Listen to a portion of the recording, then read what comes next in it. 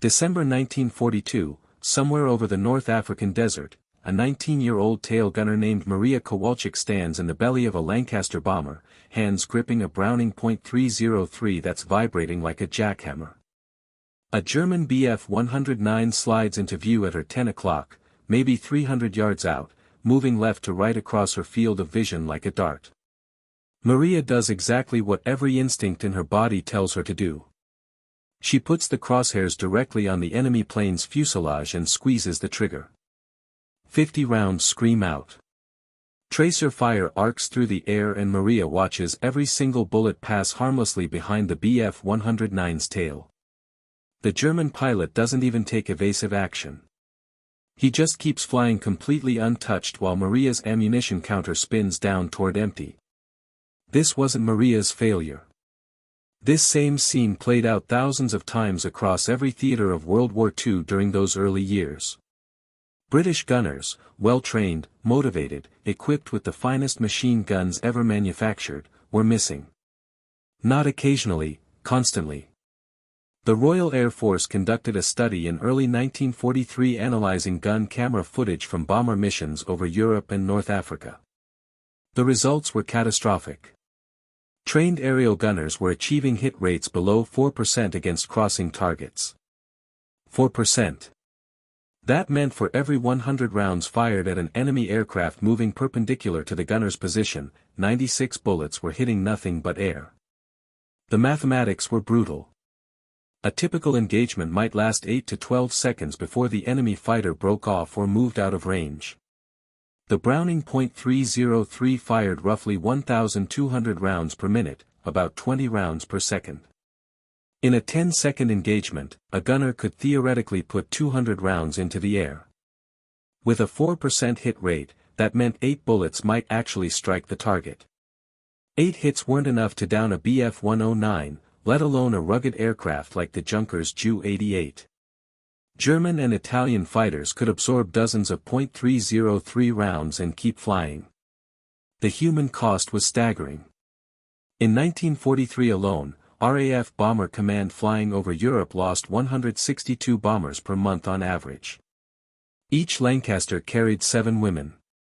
That's 1,134 air crew women killed, captured, or missing every 30 days. And a significant percentage of those losses came from bomber formations that couldn't effectively defend themselves against fighter attacks. The gunners were doing everything right according to their training. Tracking the target, maintaining sight picture, controlling their bursts. The problem wasn't their courage or their commitment. The problem was physics.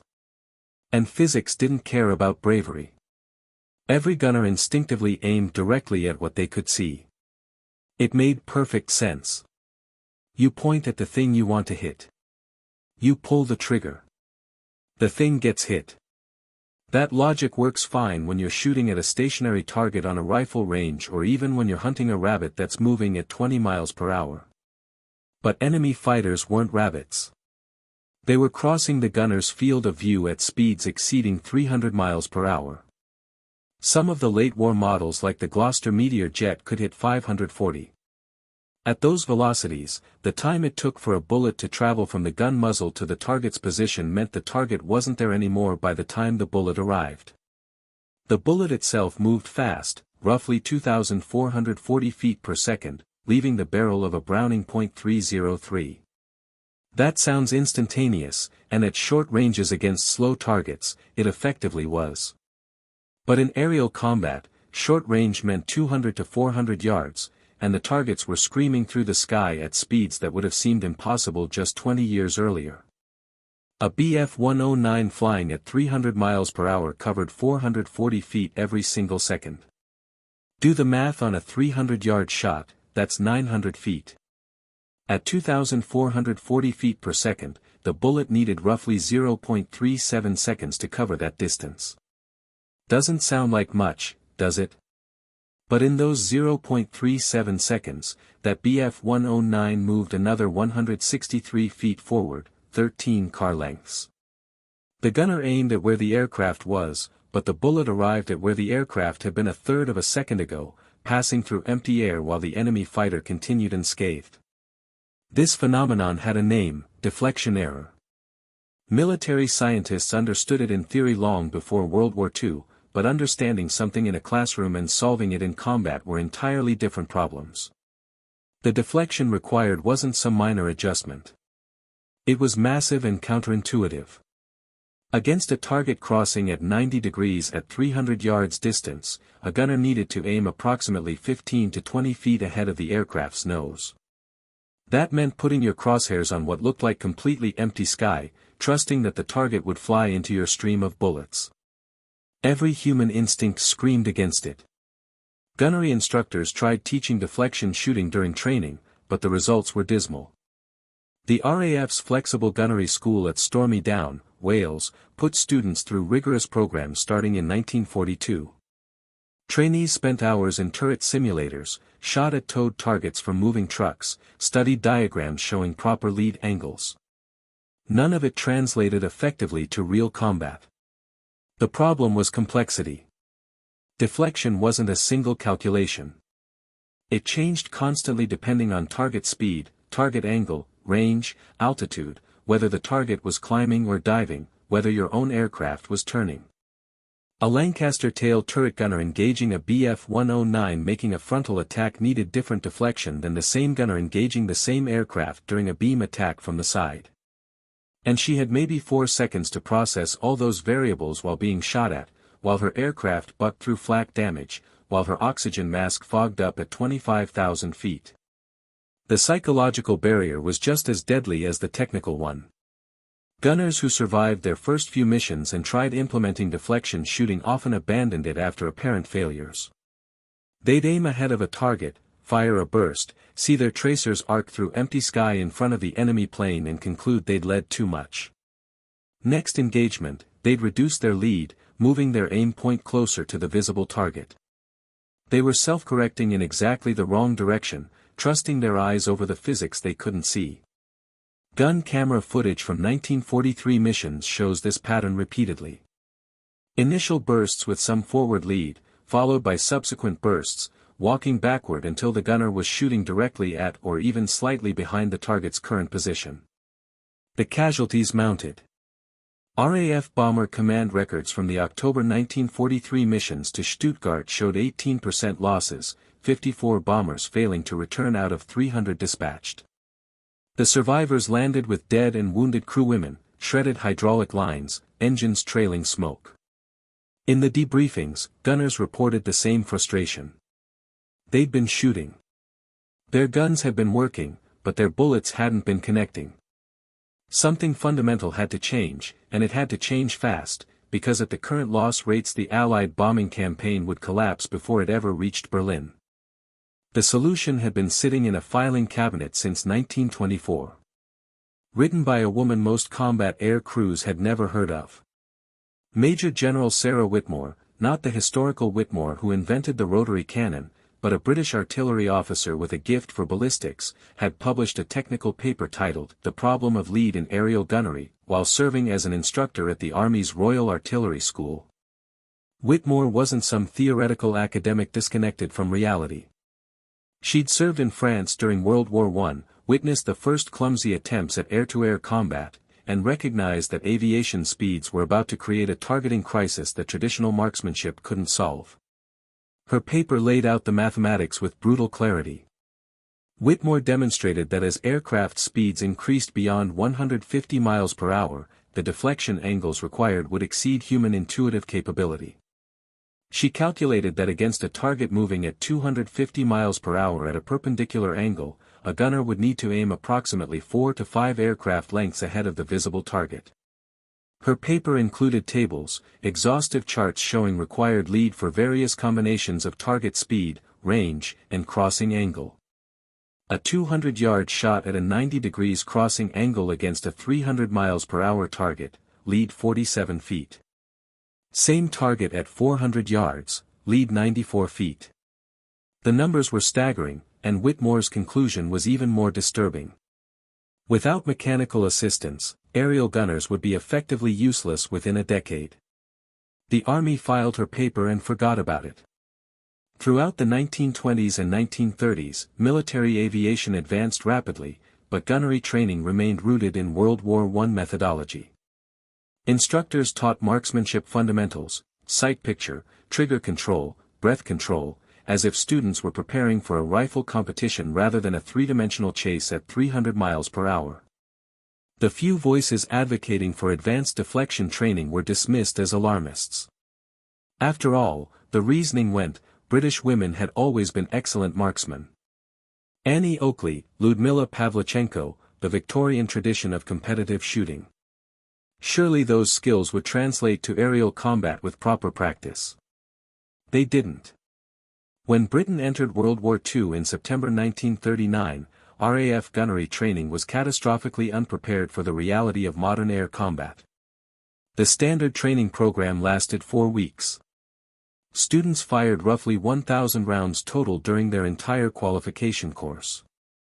Most of that ammunition went toward stationary targets and slowly towed sleeves that moved at maybe 150 miles per hour in predictable straight lines. Not a single training scenario replicated the chaos of a Ju-88 diving through a bomber formation at 400 miles per hour while executing a barrel roll. Graduates received their wings, climbed into bombers, flew to North Africa or Italy, and discovered their training was worthless the first time a Bf-109 flashed across their gun sight. By mid-1942, desperate commanders started digging through old technical libraries, looking for anything that might help. A squadron leader named Margaret Sullivan, assigned to Bomber Command's Gunnery Analysis section, found Whitmore's 1924 paper in the archives at Bentley Priory. Sullivan read it in one sitting, then immediately drafted a memo to her commanding officer with 2 words underlined 3 times, she knew. Whitmore had predicted this exact disaster 18 years before the first Lancaster ever flew a combat mission over Europe. Her calculations were still accurate. Her warnings had been correct. And hundreds of British air crew women had died because nobody had listened. The question wasn't whether Whitmore had been right. The mathematics were indisputable. The question was whether anything could actually be done about it. Training gunners to consciously calculate deflection angles while being shot at seemed impossible. The human brain couldn't process trigonometry at combat speed. But if conscious calculation wouldn't work, maybe something else would. The Americans had already started finding answers, born from the same desperation during the summer of 1942. Yuzov Squadron 434, flying B-24 Liberators out of Benghazi, faced a gunnery crisis that mirrored what British bombers had encountered 2 years earlier. Their pilots were brave. Their aircraft were magnificent. But they were missing. Captain Jennifer Martinez reviewed gun camera footage from July engagements and discovered her squadron's hit rate against crossing Bf-109s was hovering around 6%. 6 shots connecting out of every 100 fired. The B-24 carried enough ammunition for roughly 18 seconds of sustained fire. Pilots were burning through their entire combat load and watching German fighters fly home untouched. Wing Commander Patricia O'Brien, commanding 434 Squadron, made a radical decision. She grounded her entire unit for 3 days in early August 1942, right in the middle of critical operations when every bomber was desperately needed in the air, and conducted live fire experiments that violated every standard in the Yuzov training manual. O'Brien had been a competitive trap shooter before the war, and she understood something about leading moving targets that military theorists had overlooked. The best shotgun shooters didn't calculate lead. They felt it. Their brains processed the target's movement subconsciously. Their hands moved the barrel ahead of the clay disc without conscious mathematical thought. O'Brien wondered if bomber pilots could learn the same instinctive response. Her experiment was brutally simple. She had a B-17 bomber tow a target banner across the gunnery range while her B-24 pilots made repeated firing passes. But instead of the standard approach, pilots aiming carefully, trying to calculate the precise lead angle, O'Brien instructed them to do something that sounded insane. Don't aim at all. Instead, watch the target's movement. Let your eyes track its path and start firing while your aircraft is still turning to follow. Let the deflection happen naturally through the motion of your turn rather than trying to consciously create it with aiming adjustments. Fire into where your instincts say the target is going, not where your eyes say it currently is. The first attempts were disasters. Pilots missed the banner by 50 feet. Their bullets stitching patterns across empty sky.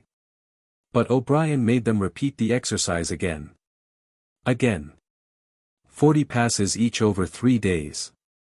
No lectures about ballistics, no trigonometry, no tables of deflection angles. Just repetition with one simple instruction: fire while you're still moving, not after you've steadied on target. By the third day, something remarkable happened. The pilots' hit rates began climbing. Not dramatically. They went from 6% to maybe 12%. But that doubling meant twice as many bullets hitting German aircraft, which meant twice as many kills or twice as many damaged enemy fighters returning to base unable to fly the next mission. O'Brien documented her results and submitted them to USAF headquarters on August 18, 1942. Her report included a crucial observation. The pilots who improved fastest weren't the ones with the best peacetime marksmanship scores. They were the ones who could suppress their instinct to aim carefully and instead trust their peripheral vision and motion sense. The conscious brain, O'Brien argued, was too slow for modern air combat. The answer was training the subconscious to handle deflection automatically, the same way a baseball player's brain calculates where a fly ball will land without consciously solving trajectory equations. USAF command circulated O'Brien's findings, but implementation was scattered and inconsistent. Some squadrons adopted the technique enthusiastically. Others dismissed it as unscientific nonsense. The USAF's training command was particularly resistant. Their instructors had decades of experience teaching marksmanship fundamentals, and O'Brien's approach seemed to abandon everything they knew about proper shooting discipline. But combat results didn't lie. Squadrons that embraced motion-based deflection shooting showed measurably better kill ratios through the autumn of 1942. The data was clear enough that by early 1943, the technique was quietly becoming standard practice, even if the official training manuals hadn't caught up yet. British military observers in North Africa took detailed notes on O'Brien's methods, but the Royal Air Force faced a different problem. Fighter pilots could potentially learn instinctive deflection through repetition, but bomber gunners couldn't. A B-24 pilot controlled her entire aircraft, using motion and angles to create natural lead. A tail gunner in a Lancaster stood in a fixed position while her aircraft flew straight and level through flak, unable to maneuver, unable to use aircraft movement to generate deflection. She had only her hands on the gun and her eyes on the target. If conscious calculation was too slow and instinctive motion wasn't available, the solution had to be mechanical. Enter Cambridge University, specifically the Engineering Laboratories Division 4, established in early 1942. The name was deliberate misdirection. Engineering Laboratory suggested bridge construction research, which helped maintain secrecy around what Division 4 actually built: fire control systems. The head of the division, Dr. Elizabeth Stark Henderson, was a 40-year-old engineer who'd spent the previous decade developing gyroscopic instruments for aircraft navigation. Henderson understood that the deflection problem wasn't fundamentally about shooting. It was about prediction. A gun sight needed to show the gunner not where the target currently was, but where the target would be when the bullets arrived. The Mark 18 computing gun sight emerged from Henderson's laboratory in prototype form by July 1943. It looked like something from science fiction, a reflector sight connected to a gyroscope system that weighed 28 pounds and required electrical power from the aircraft's generator system. The gunner operated it through a mechanical ranging control. She turned a dial to match a set of reference marks to the target's wingspan, which gave the sight the range information it needed. Then she tracked the target for approximately 2 seconds while keeping it centered in a small tracking circle. During those 2 seconds, the gyroscope measured the target's angular velocity, how fast it was moving across the gunner's field of view. Here's where it got remarkable. The Mark 18's internal mechanism used a series of cams and gears, analog computers built from machined metal, to solve the deflection equation in real time. It took the range input from the gunner, the angular velocity from the gyroscope, and the known ballistic properties of the .303 round, then calculated exactly how far ahead of the target the guns needed to point. It displayed the result as a lighted reticle that appeared to float in space ahead of the target. The gunner didn't aim at the aircraft anymore.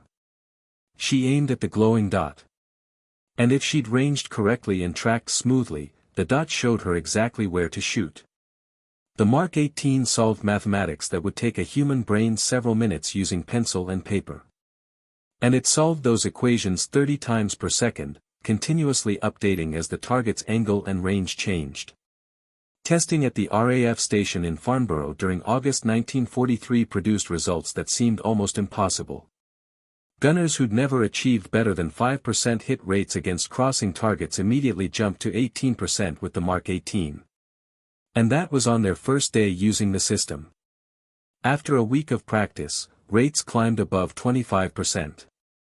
That was a 5-fold improvement over manual aiming, which translated directly into 5 times more enemy aircraft damaged or destroyed per engagement.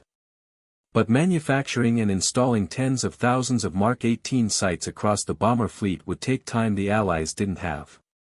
Production didn't begin in meaningful numbers until early 1944, and installation priority went to new aircraft rolling off assembly lines rather than retrofitting existing bombers.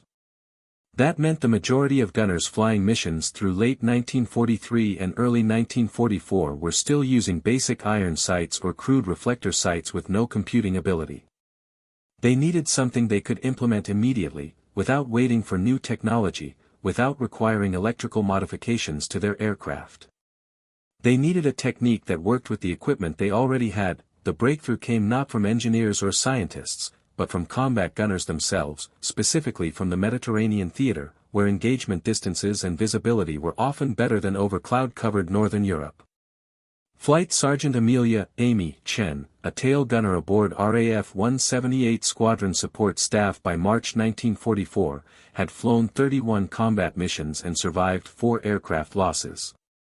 Chen wasn't an officer, didn't have a university education, couldn't explain gyroscopic precession if her life depended on it. But she'd fired approximately 40,000 rounds in combat and had personally witnessed hits on 7 enemy aircraft. She'd also kept a notebook. Chen's notebook contained something unusual: sketches of enemy aircraft with hand-drawn lines extending forward from their noses, showing where she'd actually aimed during successful engagements. She'd measured these lead distances by comparing them to the target aircraft's length. 2 plane lengths ahead. 3 plane lengths ahead. On March 14, 1944, Chen presented her notebook to Squadron Leader Tommy Richardson during a routine debriefing session. Richardson, already a distinguished Flying Cross recipient and one of the RAF's top tacticians, immediately recognized what he was seeing: empirical deflection data gathered under actual combat conditions. Richardson ordered Chen to conduct training sessions with every gunner in the squadron. Not classroom lectures. Practical exercises using a simple technique that became known as the spot shooting method. Chen would have gunners stand at their positions while another crew member walked along the airfield holding a model aircraft on a pole. As the model flew past at various angles, Chen coached gunners to extend their aim forward by specific increments. 1 aircraft length for slight crossing angles, 2 lengths for moderate angles, 3 or more for steep crossing shots. The key was giving gunners a visual reference they could remember and apply instantly: count plane lengths forward from the nose, then fire. The squadron's gunnery officer, skeptical but desperate for anything that might work, authorized controlled testing during 178 Squadron's operations over Italy in late March 1944.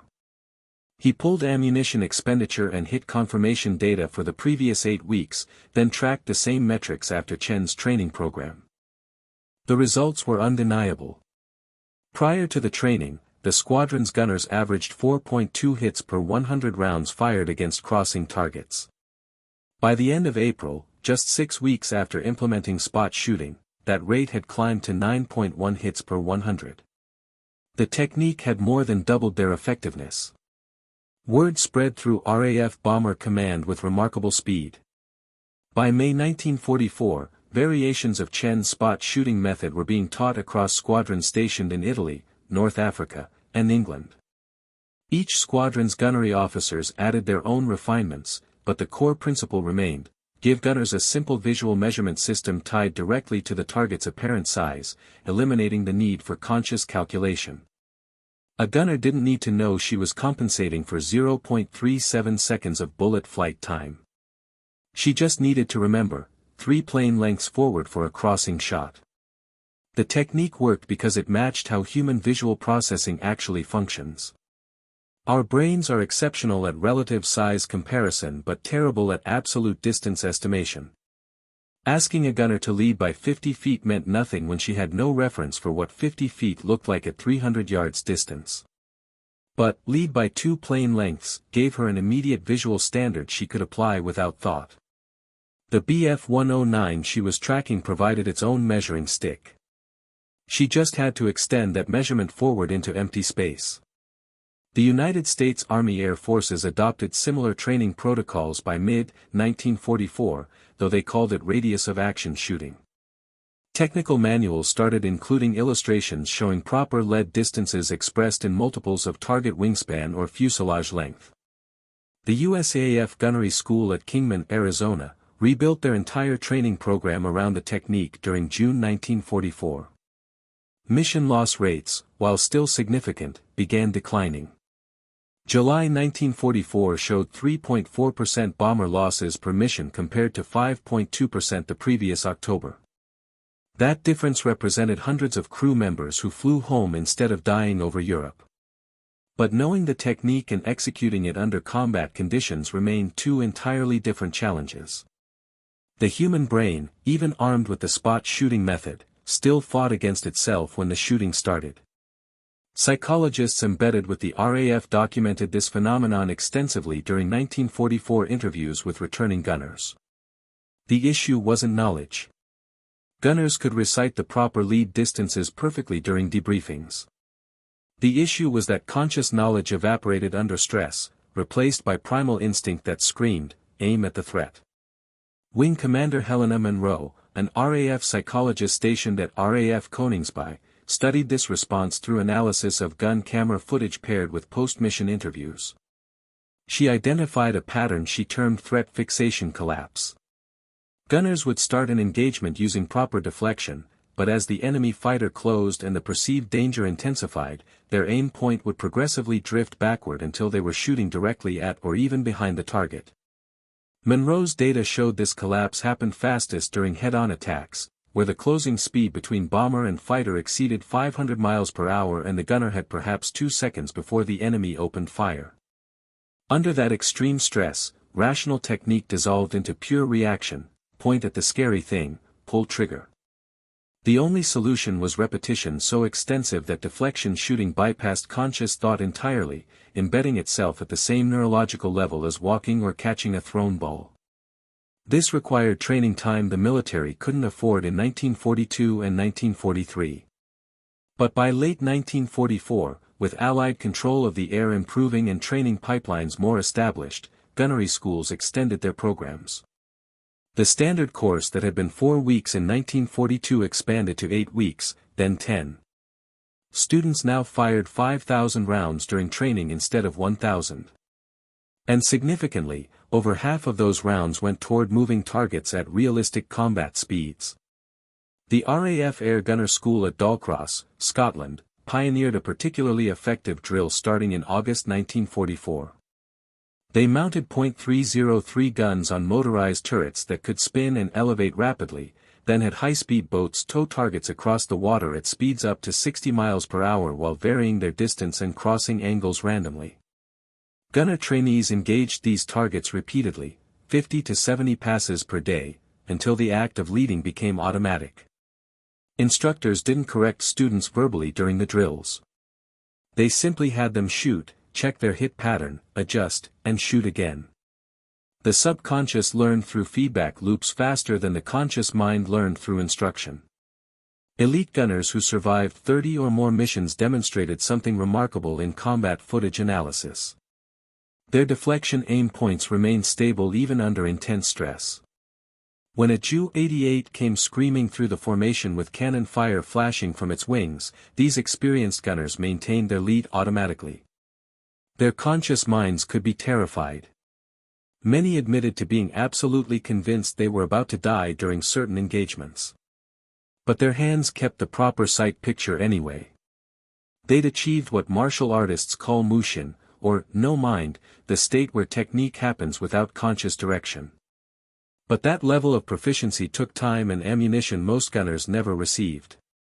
The mathematics of wartime training were brutal.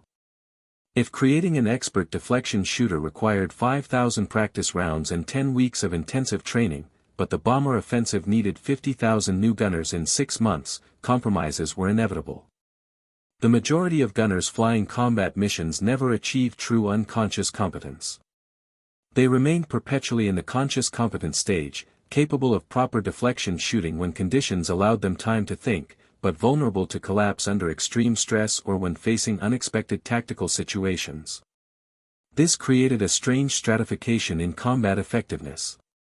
A bomber formation's defensive firepower wasn't uniform. It depended heavily on which specific gunners were in which specific positions on which specific aircraft. A formation that happened to include several veterans with deep training could fight off attacks that would devastate a formation of newer crews. German fighter pilots learned to identify and exploit this, targeting bombers that showed hesitant or inaccurate fire during initial passes, avoiding formations where the defensive fire was immediate, heavy, and precisely placed. The deflection shooting revolution that began with American experiments and British desperation didn't end when World War II concluded in 1945. The core principle, that you must aim where the target will be, not where it is, became foundational to every weapon system developed afterward. The Mark 18 computing gun sight evolved into the Mark 22, which served through the Korean War, then into digital fire control computers that could process dozens of variables simultaneously. By Vietnam, fighter aircraft carried radar-assisted gun systems that calculated deflection automatically, requiring pilots only to keep targets within acquisition parameters. The F-105 Thunderchief's lead computing optical sight system did in microseconds what had taken Henderson's mechanical gyroscope significant fractions of a second. Modern air-to-air combat has largely moved beyond guns entirely. Missiles handle interception at ranges where deflection would require leading by miles rather than feet. But the underlying physics hasn't changed, just the implementation. An AIM-120 AMRAAM missile uses inertial guidance and active radar to continuously update its trajectory toward where its target will be, executing deflection calculations thousands of times per second. The Eurofighter Typhoon's Captor radar doesn't just track targets. It predicts their future positions based on current velocity and acceleration, then positions the aircraft and selects weapons accordingly. It's the same problem Amelia Chen solved with hand-drawn sketches in 1944, now handled by computers processing teraflops instead of gunners counting plane lengths. Interestingly, deflection shooting fundamentals remain part of modern fighter pilot training. Despite guns being tertiary weapons in contemporary air combat, the RAF's advanced fighter training still teaches basic fighter maneuvers that include guns-only engagements. Not because pilots expect to dogfight with cannons, but because learning to visually predict where a maneuvering target will be develops spatial awareness that applies to every aspect of air combat. A pilot who's mastered deflection shooting intuitively understands closure rates, angle off, and lead pursuit curves, concepts that matter whether you're firing a cannon or positioning for a missile shot.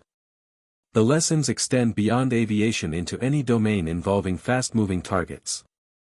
Modern anti-aircraft systems, from the Goalkeeper CIWS defending naval vessels to the CRAM protecting ground bases, are essentially sophisticated implementations of what those 1943 bomber gunners struggled to do manually. The Goalkeeper fires 4,200 rounds per minute, 70 rounds per second, at incoming missiles and aircraft, its radar continuously calculating deflection and updating aim point. It makes the same corrections Maria Kowalczyk needed over North Africa, just faster and without the human hesitation that costs so many lives. Even video games that simulate combat incorporate deflection mechanics, teaching players the same counterintuitive principle: aim where the target is going.